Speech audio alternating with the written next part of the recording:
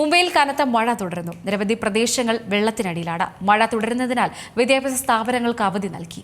24 മണിക്കൂറിനുള്ളിൽ മുംബൈ നഗരത്തിൽ 54 മില്ലിമീറ്ററിലധികം മഴയാണ് രേഖപ്പെടുത്തിയത്.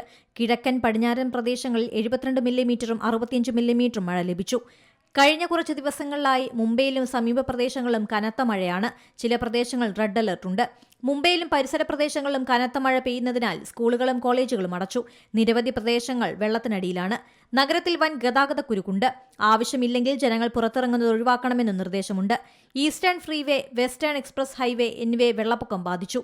അന്ധേരി, ലോഖണ്ഡ്വാല, കാഞ്ചൂർ മാർഗ്, സിയോൺ ഗാന്ധി മാർക്കറ്റ്, നവി മുംബൈ എന്നിവിടങ്ങളിൽ വെള്ളക്കെട്ടാണ്.